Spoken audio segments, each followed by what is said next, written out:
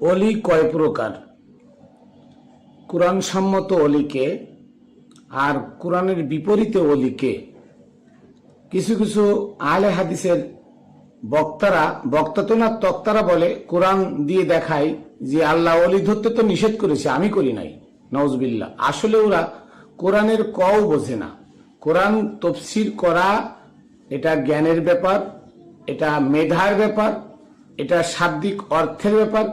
এই সম্পর্কে ওরা আসলে বোঝে না, তাই ওরা সূরা আরফের 3 নম্বর আয়াতের অপব্যাখ্যা করে। আসুন আজকে এই সম্পর্কে আমি আপনাদের সামনে স্পষ্ট কথা তুলে ধরি যে কোরআন আল্লাহ কি বলছেন। অলি 2 প্রকার, কোন প্রকার অলি ধরতে নিষেধ করেছেন।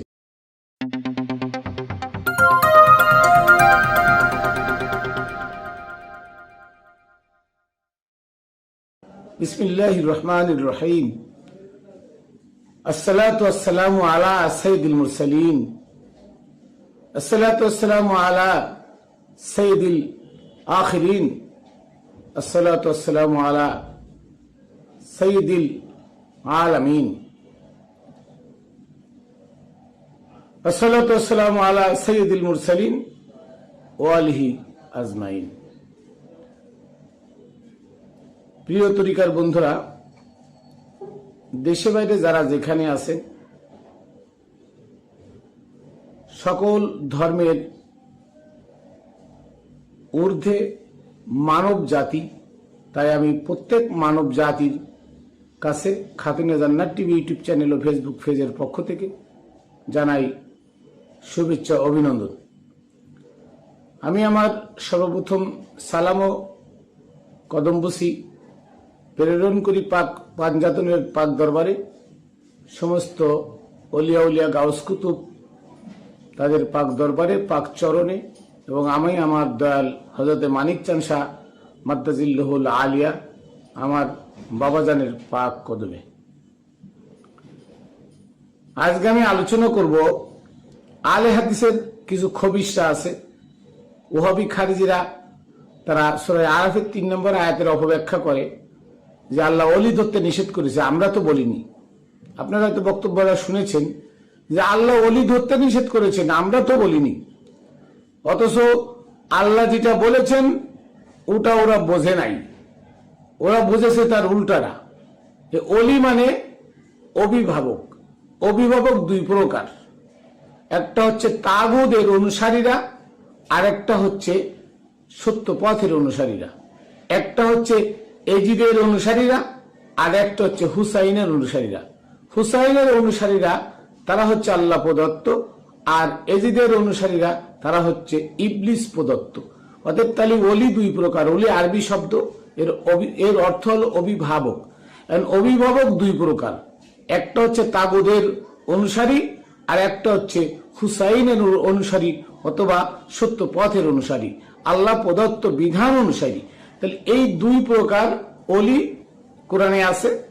এর একটাকে নিষেধ করেছে ধরতে, আর একটাকে ধরতে বলেছে।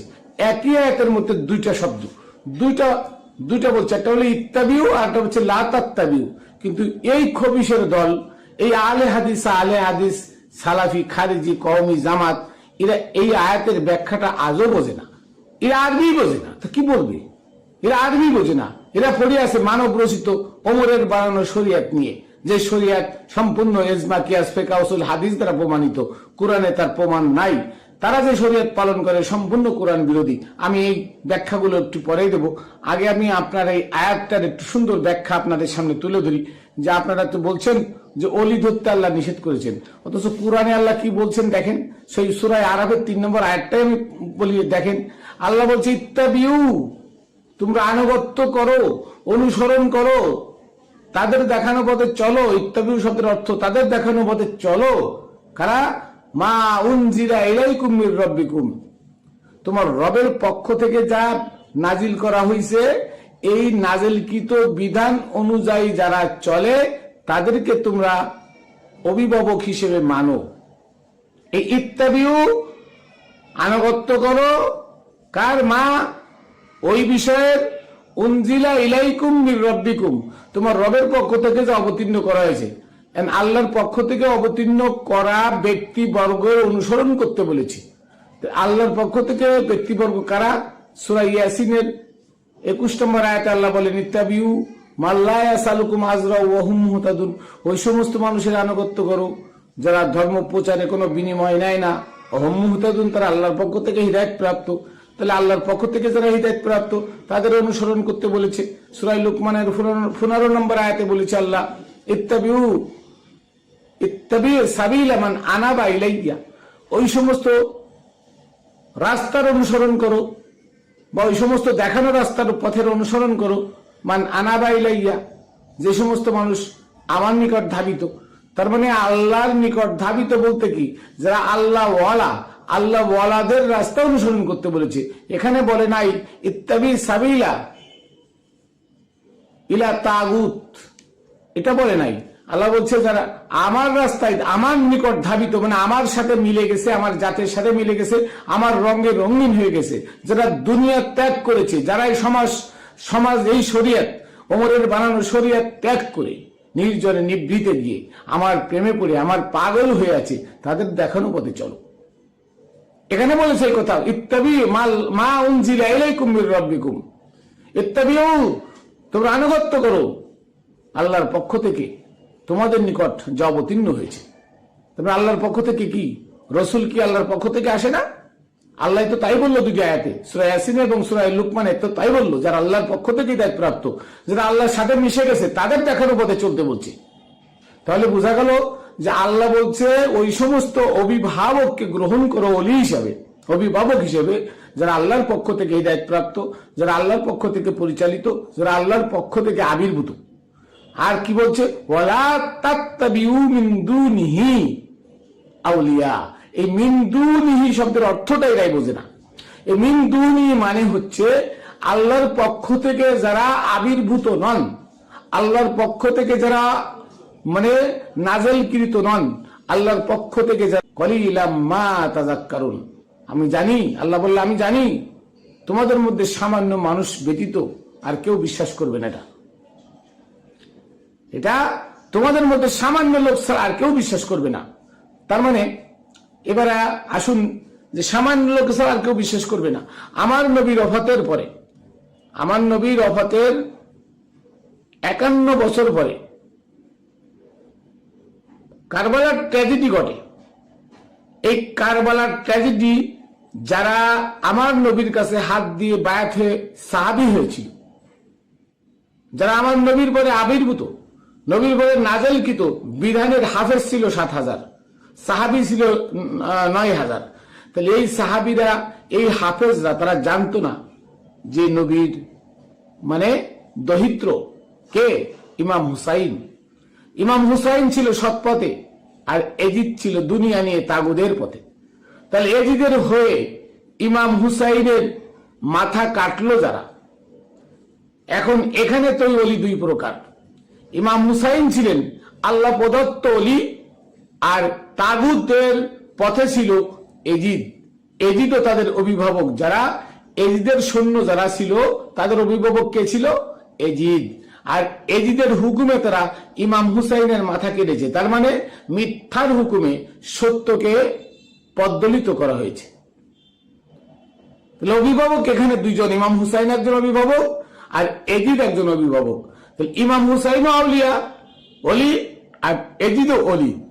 তাহলে এজিদ অলি হচ্ছে লা তাত্তাবিউ মিন দুনিহি আউলিয়া, আল্লাহ প্রদত্ত বিধানের বিপরীতে যারা, তাদেরকে তোমরা অলি হিসেবে গ্রহণ করো না, অভিভাবক হিসেবে গ্রহণ করো না। আর ইত্তাবিউ মা উনজিলা ইলাইকুম মির রাব্বিকুম, আল্লাহর পক্ষ থেকে নাজিলকৃত বিধান অনুযায়ী যারা চলে তাদেরকে তোমরা অলি হিসেবে গ্রহণ করো। তো এখানে আল্লাহ সুন্দর করে, এত সুন্দর করে বলে দিলেন। আর এই দেখেন, এই যে ওই যে আলে হাদিসের এক পিচ্চি আছে বাসারিয়া, আপনারা চিনেন বাসারিয়া, আব্দুর রাজ্জাক বিন ইউসুফের ছেলে আব্দুল্লাহ। কি কোরআন পড়েছে, কি আরবি পড়েছে, কি জানে, আরবির কোন শব্দই জানে না। এবং অধিকাংশ মোল্লারা, অধিকাংশ মুফাসসিররা এটার উল্টো ব্যাখ্যা করে। কি করে? আল্লাহ অলি ধরতে নিষেধ করেছে। আরে অলি তো দুই প্রকার। আল্লাহ বলছে তাগুদের পথে যারা চলে তাদেরকে ধরো না। এটা তোমরা বোঝো না যে ওলা তাত্তাবিউ মিন দুনিহি আউলিয়া, মিন দুনিহি, এই হি মানে কি? আল্লাহ প্রদত্ত বিধানের বিপরীতে, মিন দুনিহি, আল্লাহ প্রদত্ত বিধানের বিপরীতে যারা, তাদেরকে তোমরা অভিভাবক হিসেবে গ্রহণ করো না। তোমরা কি আরবি পড়েছো? আরবির অর্থ জানো না, তোমরা আরবি তাফসীর করতে আসো। হ্যাঁ, আর বাসারিয়া কয় আমি কি 1000 পৃষ্ঠা হবে সূরা ফাতিহার তাফসীর। আরে তুই সবাই ফাতিহা মানে তুই জানোস না? তুই ফাতিহা শব্দের অর্থ কি? ফাতিহা শব্দের অর্থ কি এটা তো তুই জানোস না, তো তুই তাফসীর করবি কি করে? বদমায়েশের দল, মানুষকে উল্টা বুঝাস, মিথ্যা বুঝাস। আর এক গ্রুপ বেরিয়েছে মিলাদুন নবী বেদাত। মিলাদুন নবী যদি বেদাত হয় তা সূরা মারিয়ামের 33 নম্বর আয়াত পড়ে দেখ। আসসালামু আলাইয়া ইয়াউমা বুলিদতু। আল্লাহ নবী ডাইরেক্ট বলেছেন, এখান কুরআন নবীর বাণী। আল্লাহ নবী ডাইরেক্ট বলেছেন আসসালামু আলাইয়া ইয়াউমা বুলিদতু, যেদিন আমার জন্ম হয়েছিল ওই দিনের উপর তোমার মিলাদ কিয়াম করো, দুরূদ পড়ো, নাচতে থাকো, আনন্দ করো, ফুর্তি করো। কারণ কি ওই রাত্রি হচ্ছে, ওই দিন, ওই রাত্রি হচ্ছে লাইলাতুল কদর। ওই রাত্রিটা হচ্ছে পৃথিবীর মধ্যে সবচেয়ে মর্যাদাবান রাত্রি, যে রাত্রি আমার নবী এ ধরাধামে এসেছিলেন, যার জন্য কুল কায়নাত সৃষ্টি হয়েছে, যার জন্য আসমান জমিন ফেরেশতা মানব এই যে 18,000 মাখলুকাত সৃষ্টি হয়েছেন, এই যার কারণে সেই নবীর আগমন দিবসের থেকে উত্তম দিন, উত্তম রাত আর দুনিয়াতে নাই। আর তোমরা বানাইছো ওমরের বানানো রোজার মধ্যে লাইলাতুল কদর। তাহলে বোঝা গেল সূরা আরাফের 3 নম্বর আয়াতে যে ওলি দুই প্রকার, একটা হচ্ছে তাগুতের পথ অবলম্বনকারী ওলি, আর একটা হচ্ছে আল্লাহর প্রদত্ত, আল্লাহ প্রদত্ত পথে পরিচালিত ওলি। একটা হচ্ছে মোমেন, একটা হচ্ছে জাহেল। দুইটা দুই রকম, একটা হচ্ছে জাহেল, একটা হচ্ছে মোমেন। ইমাম হুসাইন ছিল মোমেন আর এজিদ ছিল জাহেল। এজিদের পথ হচ্ছে তাগুদের পথ, ইমাম হুসাইনের পথ হচ্ছে আল্লাহ প্রদত্ত পথ। আজকাল যে শরিয়াত চলতেছে, এই শরিয়াত গুলো কার? শর্টে আমি আপনাদের সামনে বলি, এই শরিয়াত গুলো কার? এই শরিয়াত পালনকারী যারা অলির দাবি করে, তারা এজিদের অলি, এজিদ মার্কা অলি, তাগুদের পথ অবলম্বনকারী অলি, তাদের পথে আপনারা কেউ যাবেন না। কারা? যারা নামাজ, রোজা, হজ, যাকাত, কুরবানি নিয়ে ব্যস্ত। নামাজ শব্দের অর্থ কি? এই জায়গাগুলো ওমরের বানানো শরিয়াত, আপনারা জানেন কিনা বারবার বলেছি, এগুলো ওমরের বানানো শরিয়াত। এগুলো দেখাতে পারবেন না নামাজ, রোজা, হজ, যাকাত, কুরবানি করার পরে আল্লাহ জান্নাত দেবে, এমন একটা কথা কোরআনে নাই। কিন্তু এই কথাগুলো হাদিসে আছে, ইজমা কিয়াস ফিকহ উসুলে আছে। ইজমা কিয়াস ফিকহ উসুল মানব রচিত, আর কোরআন আল্লাহ প্রদত্ত। তা আল্লাহ যদি কোনো প্রতিদান দিবে সেটা কোরআনে থাকবে, আর মানব রচিত বিধান অনুযায়ী কোনো প্রতিদান সেটা তাগুদের প্রতিদান, সেটা ভুয়া প্রতিদান, সেটা হচ্ছে মিথ্যা শ্বাস দিয়ে মানুষকে পথভ্রষ্ট করা। আসুন একটা একটা করে বলি। নামাজ ফার্সি শব্দ, নামাজ মানে প্রার্থনা করা। কি করা? প্রার্থনা করা। তা কি প্রার্থনা করে? মসজিদে যে ইমাম সাহেব বলে সূরা ফাতিহা পড়ে, সূরা ফাতিহার মধ্যে প্রার্থনা আছে, তারপরে বলে তাব্বাত ইয়াদা আবি লাহাব, আবু লাহাবের হাত ভেঙে দাও। আবু লাহাবের হাত ভেঙে দাও, এটা কি প্রার্থনা করা হলো নাকি হুকুম দেওয়া হলো? তাহলে এটা কি কোরআনের বিপরীতে গেল না? তাহলে এই নামাজ কি আল্লাহ প্রদত্ত? কখনো নয়। ইন্না আতাইনা কাল কাউসার, আমরা তোমাকে কাউসার দান করেছি। আল্লাহ বলেন নবীকে যে হে নবী, আপনাকে আমি কাউসার দান করেছি। আর মোল্লা বলতেছে হে আল্লাহ, তোমারে আমরা কাউসার দান করেছি, আমি এবং আমার মুক্তাদিরা মিলে কাউসার দান করেছি। তাহলে কি হলো? হিতে বিপরীত হলো না? এখানে কি প্রার্থনা হলো নাকি এখানে আল্লাহর সাথে মস্করা করা হলো? আল্লাহর হুকুম আল্লাহকে ফেরত দেওয়া হলো। এটার নাম নামাজ নয়। নামাজ শব্দের অর্থ প্রার্থনা। আল্লাহ বলছে সূরা বাকারার 45 নম্বর আয়াতে, ওয়াস্তাঈনু বিস-সাবরি ওয়াস-সালাহ, ধৈর্য এবং সালাতের মাধ্যমে আমার কাছে সাহায্য প্রার্থনা করো। ওয়া ইন্নাহা লাকাবীরাতুন, কিন্তু এটা হয় বড় কঠিন কাজ। ইল্লা আলাল খাশিন, বিনয়ীরা ছাড়া পারে না। আর বিনয়ী কারা? বিনয়ী হচ্ছে আমানু, যারা একজন কামেল গুরুর কাছে গিয়ে আত্মবিসর্জন দিল, নিজের আত্মহুতি দিল, নিজে মরার আগে মরে গেল, মুরিদ হলো, ওই ব্যক্তি হচ্ছে বিনয়ী। আরে বিনয়ীরা ছাড়া কখনো সাহায্য প্রার্থনা আল্লাহর কাছে করতে পারবে না। কার কথা? আল্লাহর কথা। তাহলে নামাজ মানে সাহায্য প্রার্থনা করা, নামাজ মানে প্রার্থনা করা। আর সে নামাজ মানে হচ্ছে আল্লাহর সাথে টিটকারি করা, আল্লাহর সাথে মস্করা করা, আল্লাহটা আল্লাহকে ফেরত দেওয়া। মানব রচিত বিধান অনুযায়ী কোরআনের মধ্যে মানে বলা আছে সূরা মায়েদার 40, 45, 47 নম্বর আয়াতে, আমাল্লাম ইয়াহকুম বিমা আনজালাল্লাহু ফাউলাইকুমুল কাফিরুন, যারা আল্লাহর বিধান অনুযায়ী ফয়সালা করে না তারা কাফের। তবে নামাজের মধ্যে আল্লাহর বিধান কি আছে? নামাজের মধ্যে দোয়া দুরুদ যা কিছু সবই ওমরের বানানো, সবই ওমরের বানানো, মানব রচিত। তা মানব রচিত বিধান দিয়ে আল্লাহর ইবাদত কি করে করলে সেটা আল্লাহ গ্রহণ করে বলেন তো? আর সালাত শব্দের অর্থ সংযোগের মাধ্যমে আল্লাহর স্মরণ স্থাপন করা। সালাত শব্দের অর্থ সংযোগের মাধ্যমে আল্লাহর সাথে স্মরণ স্থাপন করা, আল্লাহর স্মরণ স্থাপন করা। কিরাম? আল্লাহ বলছেন সূরা মাইদার ৩৫ নম্বর আয়াত, অবতাগু ইলাইল ওসিলা, হে বান্দা আমাকে তোমরা ওসিলা ধরে খোঁজো, ওসিলা ধরে আমাকে খোঁজো। সূরা মুজাম্মিলের মধ্যে আছে রব্বুল মাশরিকি ওয়াল মাগরিবি লা ইলাহা ইল্লা হু ওয়াত্তাখিযু ওয়াকিলা। রব্বুল মাশরিকি ওয়াল মাগরিবি, রব মানে গুরু, পূর্ব পশ্চিমে অনেক গুরু আছে, আর গুরু ছাড়া কোনো উপায় নাই। ফাত্তাখিযু ওয়াকিলা, গুরুকে তোমরা উকিল হিসেবে, মধ্যস্থকারী হিসেবে ধরে আল্লাহকে খোঁজো। আর আমরা কি করি আজকে? আমরা আজকে তাগুদের পথে যারা চলে তাদেরকে ধরে আল্লাহ খুঁজি, কখনো সম্ভব নয়। এই তাগুদের পথে যারা আছে তাদেরকে অভিভাবক হিসেবে ধরতে আল্লাহ নিষেধ করেছে, ওয়ালা তাত্তাবিউ খুতুওয়াত ওয়ালা তাত্তাবিউ মিন দুনিহি আউলিয়া, যে আল্লাহর হুকুম আল্লাহর বিধানের বিপরীতে তাদেরকে তোমরা অভিভাবক হিসেবে গ্রহণ করো না। কালো নামাজ, রোজা, রোজা ফার্সি শব্দ। রোজা মানে কি? রোজা মানে উপবাস থাকা, না খেয়ে থাকা। কোরআনের কোন জায়গায় দেখাতে পারবেন না একটা আয়াতে যে তোমরা না খেয়ে থাকো। সূরা বাকারা ১৮৫ নম্বর আয়াতের উপরে ২ লাইন আর নিচে ২ লাইন ছাড়া মাঝখানে উসমান ওমরের এই রোজা পালন করার নিয়ে সুন্দর করে ঢুকে দিছে যে তোমরা খাও পান করো সূর্য ওঠার আগ পর্যন্ত, সূর্য ওঠার আগ পর্যন্ত তোমরা খাও পান করো। এই আয়াতটা উসমানের বানানো। কেন? ৮৩ নম্বর ১৮৩ নম্বর আয়াতে আল্লাহ বলছে কুতিবা আলাইকুমুস সিয়াম, সিয়াম তোমাদের উপরে কিতাবস্থ করা হয়েছে। তার মানে এই দেহবডি একটা কিতাব, এই দেহবডির মধ্যেই সিয়াম। সিয়াম শব্দের অর্থ আত্মসংযম, আর রোজা শব্দের অর্থ উপবাস। তাহলে দুই রকম আল্লাহ প্রদত্ত সিয়াম, সেটা হচ্ছে আত্মসংযম, তার মানে সমস্ত খারাপ কাজ থেকে নিজেকে বিরত রাখা। এবং এই সিয়াম হচ্ছে মানুষ যখন যৌবনে পদার্পণ করলো, এই যৌবনে পদার্পণ করা থেকে একদম মৃত্যুর আগ পর্যন্ত সিয়াম সাধন করা ফরজ, সমস্ত খারাপ কাজ থেকে বিরত থাকা ফরজ। আর ওমরের বানানো রোজা না খেয়ে থাকা ১ মাস। আপনারা অবাক হবেন যে চন্দ্রমাস নবীর আমলে ছিল না, তাহলে সে চাঁদ দেখে চন্দ্রমাস বানাইল ওমর, তাহলে সে চাঁদ দেখে রোজা থাকা ফরজ বানাইল কে? এই কথাটার উত্তর আগে কেউ দিতে পারে নাই। আমার সামনে এসে দিক না একটা উত্তর যে নবীর আমলে, এরা বলে নবী ১২ রাকাত নামাজ পড়ছে, তারাবি ১৩ রাকাত পড়ছে, ১৪ রাকাত পড়ছে, ১৬ রাকাত পড়ছে, ১৮ রাকাত পড়ছে, ২০ রাকাত পড়ছে। হ্যাঁ, এই যে গল্প করে তারা, খেজুর দিয়ে রোজা রাখছে, নাউজুবিল্লাহ। অথচ নবীর আমলে চন্দ্রমাস ছিল না, এই আরবি মাস ছিল না। তাহলে আরবি মাস যদি না থাকে তাহলে ওমর বানাইলো চন্দ্রমাস চাঁদ দেখে রোজা থাকা ফরজ হইল কি করে?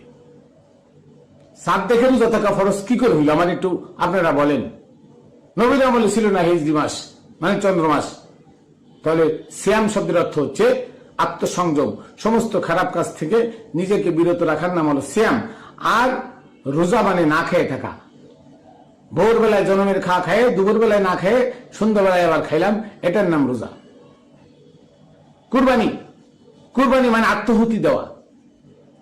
আর এই কুরবানি মানে এখন কি জঙ্গলের পশু এনে জবাই করে কুরবানি করা। অথচ সূরা হজের ৩৭ নম্বর আয়াত পড়ে দেখেন, লা ইয়ানালুল্লাহ লুহুমুহা ওয়ালা দিমাউহা ওয়ালাকিন ইয়ানালুল্লাহু মিনকুমুত তাকওয়া ওয়া কাযালিকা সাখখারাহা লাকুম। আল্লাহ বলতেছে আমি প্রত্যেকটা মানুষের উপরে এমন একটা পশু অধীনস্থ করে দিয়েছি যে পশুটা জবাই করলে রক্ত হয় না, মাংস হয় না। অথচ ওই পশুটা জবাই করলে মানুষ তাকওয়া অবলম্বন করে। ওই পশুটা জবাই করতে যে পারে সে সৎ মানুষ হয়ে যায়। তাহলে আমার মধ্যে পশু আছে, আমার পশুকে আল্লাহ জবাই করতে বলছে, এটার নাম কুরবানি। কর্বুন মানে নিকট, আর কুরবানি আমার নিকটত্ব বস্তু, আমার নিকটে, মানে আমার মধ্যে একটা পশু আছে। ওই পশুটাকে জবাই করলে কি হয়? আমি আত্মহুতি দিলাম, আমি সৎপথ অবলম্বন করলাম, আমি তাকওয়া হলাম, মুত্তাকি হলাম ওই পশুটাকে জবাই দিলে। আর বনের পশু হারাম টাকা দিয়ে বনের পশু ধরিয়ে এনে জবাই করতেছে, এখানে রক্ত হইতেছে, মাংস হইতেছে। অথচ আল্লাহ বললেন লা ইয়ানালুল্লাহ লুহুমুহা ওয়ালা দিমাউহা, আল্লাহ তোমাদের কাছে মাংস চায় না, রক্ত চায় না। রক্ত মাংস হয় না এমন একটা পশু জবাই করতে বলছে যার রক্ত মাংস হয় না, আর তোমরা তোমার বনের পশু অবৈধ টাকাতে কিনে এনে জবাই করে রক্ত হচ্ছে মাংস হচ্ছে, এটার নাম দিয়েছো তোমরা কুরবানি। এটা মানব রচিত বিধান, এটা হাদিস দিয়ে মানুষকে ধোঁকার পথে নেওয়া হচ্ছে। কোরআনের বিধান এটা না। কোরআনের বিধান হলো তোমাদের মধ্যে এমন একটা পশু প্রত্যেকের অধীনস্থ করে দেওয়া হয়েছে যে পশুটাকে কুরবানি করলে, জবাই করলে রক্ত হয় না, মাংস হয় না, এই পশুটা জবাই করতে আল্লাহ বলেছে। আর আজকে আমরা করি কুরবানি। হজ্জুল বাইত, আল্লাহ বলছে হজ্জুল বাইত, ঘরের হজ করো। ঘরের হজ করো বলতে এই দেহ বডির মধ্যে যত নাপাক আছে, হজ্জুন শব্দের অর্থ বিন্দু বিন্দু করে যত নাপাক আছে দেহ বডিতে সব নাপাক খুঁটে খুঁটে বের করে দেওয়ার নাম হলো হজ। আর এখন হজ হচ্ছে অবৈধ টাকা কামায় ব্যাংকের ঢোকায় রাখছে, সেই টাকা দিয়ে কি করে টিকিট কেটে সৌদির ভিসা লাগায় চলে যাচ্ছে হজ করতে, ওই কাবাবার আদম আলাইহিস সালামের রওজা ঘুরতে। ওটার নাম হচ্ছে হজ। এই হজ হলো সার্টিফিকেট। এই হজ কি সার্টিফিকেট? ওটা হজ নয়, ওটা হজ হচ্ছে তোমার বডির মধ্যে হজ্জুল বাইত, মানে নিজের বডি, এই বডির হজ করো, তার মানে বডির মধ্যে যত। তাহলে বোঝা গেল কোরআনের হজ হলো একরকম, আর মানব রচিত জাল হাদিস এবং ইজমা কিয়াস ফিকহ উসুলের হজ হলো ভিন্ন রকম। কোরআনের হজ সূরা বাকারার 125 নম্বর আয়াতে আল্লাহ বলছে শুধু সব ধরনের মানুষ কাবা ঘরে যাবে জিয়ারাতে। সব ধরনের মানুষের জন্য কাবা উন্মুক্ত করা হয়েছে, নিরাপদ স্থান বানানো হয়েছে, পুনর্মিলন কেন্দ্র বানানো হয়েছে। ওয়াই জালনাল বাইতা মাসাবাতাল লিন-নাসি ওয়া আমনা, আল্লাহ ডাইরেক্ট বলেছেন। স্মরণ করে এই সময়ের কথা যখন আমি এই কাবা ঘরকে সমগ্র মানব জাতির জন্য পুনর্মিলন এবং নিরাপদ স্থান বানিয়ে দিলাম। তাহলে সমগ্র মানব জাতি যাবে কাবা ঘরে হজ করতে, এটা হলো কোরআনের বিধান। আর বর্তমান হজ চলতেছে কি মুসলমান ছাড়া আর কেউ যাইতে পারবে না, তার মানে এটা কোরআনের বিপরীতে, এটা তাগুদের পথ, এটা ওমরের পথ। অতএব এই হজ পালনকারীরা তাগুদের অনুসরণে চলছে, তাগুদের পথে চলছে। অতএব এই সমস্ত হজ, নামাজ, রোজা, যাকাত, কুরবানি পালনকারীরা হচ্ছে তাগুদের পথে। অতএব তাদেরকে তোমরা ওলি হিসেবে গ্রহণ করো না। এটা আমার কথা না, এটা কোরআনের কথা। যাকাত কি? যাকাত মানে মুহতান। কোরআনে 82 জায়গায় আছে আকিমুস সালাত। আকিমুস সালাতের উপর একটা জিজ্ঞাসা চিহ্ন আছে। আকিমুস সালাত, আল্লাহ জিজ্ঞেস করলেন, হে বান্দারা তোমরা কি সার্বক্ষণিক আমার ধ্যানে থাকতে চাও? ওয়াতু যাকাত, মোহ ত্যাগ করো। যাকাত শব্দের অর্থ মোহ ত্যাগ। আপনারা ডিকশনারি খুলে দেখবেন। মোহ ত্যাগ মানে দুনিয়ার মায়া, মমতা, মোহ, ধন সম্পদ, স্ত্রী, পুত্র, পরিবার, পরিজন, এই সমাজ, এই শরিয়ত, এটাকে লাথি মেরে ফেলে দাও, দিয়ে গাছতলায় বাসতলায় গিয়ে বসো, বসে আমার স্মরণ সংযোগ করো, আমার সাথে ধ্যানে থাকো, আমার প্রেমে মগ্ন হও। আল্লাহ বলেছেন এটা এটা। আর সেটা আজকে কি হয়েছে? ওমর বানাইলো শতকরা 2.5 টাকা দিয়ে তুমি যাকাত দাও। অথচ সূরা তওবার 60 নম্বর আয়াত পড়ে দেখেন, সেখানে লেখা আছে সদকা। এই সদকা হচ্ছে খুমুস। আপনার বছরে খায় পড়ে যে টাকা আপনার থেকে যাবে, যে টাকা থেকে যাবে ওই টাকার 1/5 6 জন লোকদেরকে দিতে বলেছেন। এটার নাম হলো সদকা। আর ওমর কি করেছে? সেটাকে 2.5% আনছে। যেখানে আসে 20%, সেখানে ওমরে আনছে 2.5%। তার মানে ধনীরা আর ধনী হয়ে যাক, গরিবরা না খেয়ে মরুক। এটা কোরআনের পক্ষে নয়, এটা কোরআনের বিপক্ষে। অতএব এই যাকাত ওমরের শরিয়ত, এই যাকাত আল্লাহর শরিয়ত নয়। অতএব এই ওমরের শরিয়ত পালনকারী যারা, তারা তাগুদের পথে, তাদেরকে তোমরা অভিভাবক হিসেবে গ্রহণ করো না। তাহলে বুঝলেন যে বর্তমান শরিয়ত আর কোরআন দুইটা দুই রকম। কোরআনের শরিয়ত নামাজ, রোজা, হজ, যাকাত, কুরবানি ভিন্ন। আর ওমরের শরিয়ত বর্তমান যা দেখতেছেন নামাজ, রোজা, হজ, যাকাত, কুরবানি, এই যা দেখতেছেন এটা হচ্ছে শুভাঙ্করের ফাঁকি। অতএব আমাদের উচিত সত্য পথ আঁকড়ে ধরা, সত্য কথা বলা, হালাল রুজি ভক্ষণ করা, এবং আমাদের প্রত্যেকের উচিত হলো সৎ পথ দেখানো, মানুষকে সৎ পথের আহ্বান করা। তাই বলছি ওলি 2 প্রকার। তাগুদের পথে চলা ওলি। আমাদের মধ্যে দেখবেন আজান দিলে মুরিদ নিয়ে, সব ভক্তবৃন্দ নিয়ে মসজিদে যায়, নামাজ পড়তে। কেন? আল্লাহরে খুঁজে। তা আল্লাহর যারা মসজিদে যায় ওমরের শরিয়ত পালনকারী যারা, তারা কখনো অলি হতে পারে না, তারা ভণ্ড। আর যারা কামেল অলি, তারা কখনো আল্লাহ খুঁজতে মসজিদে যায় না, কারণ তারা নিজেরাই মসজিদ। তারা সূরা তওবা 108 পড়ে দেখেন, তারা নিজেরাই মসজিদ। আল্লাহ নিজেই মসজিদ বানাই দিচ্ছে আল্লাহর অলিদেরকে। সুরেশ্বরের জান শরীফ বাবার দরবার দেখেন, পদ্মায় হাজার হাজার মসজিদ মাদ্রাসা ভেঙে গেল, অথচ জান শরীফ বাবার দরবার যখন পদ্মা টাচ করলো, অটোমেটিক ভাঙ্গন বন্ধ হয়ে গেল। কেন? ওইটা আল্লাহর ঘর। তাই আল্লাহ পদ্মাও আল্লাহর, আর ওই জান শরীফ বাবার রওজাও আল্লাহর। তাই সেই রওজাটা ভাঙ্গে যায় নাই, রওজাটা আজও ভাঙে নাই। এত ভাঙল, এবারও ভাঙছে কত বাড়ি ঘর, কই রওজাটা আজও ভাঙে নাই। এটাই নিদর্শন। আল্লাহ বলছে এইগুলো আল্লাহ প্রদত্ত অলি, এরাই আল্লাহ প্রদত্ত অলি। তবে দুঃখের বিষয়, জান শরীফ বাবার পীর ফতে আলী ওয়াইসি, উনি ওয়ারসিয়া তরিকার, আর জান শরীফ বাবাও ওয়ারসিয়া তরিকার। উনি মজদুম মজ্জুব ছিল, উনি কোন তরিকার কথা বলে যান নাই। অথচ ওনার ছেলেরা আজকে মোজাদ্দেদ দিয়া বক্করিয়া তরিকা ধরছে। কোন তরিকা? বক্করিয়া তরিকা। আটটসি ওনার পীরও ওয়ারসিয়া তরিকার, অথচ ওনারাও ধরছে, ওনারাও নকশাবন্দি বক্করিয়া তরিকা। দুঃখ লাগে, কষ্ট লাগে যে গোড়ার পীরের কি ছিল, আর এরা সৌদির টাকা খায়, তাগুদের টাকা খায়, তাগুদের সাথে হাত মিলে তরিকা ফাল্টায় বক্করিয়া তরিকায় ঢুকছে। যাই হোক, আমি আপনাদের সামনে তুলে ধরলাম অলি ধরা ফরজ।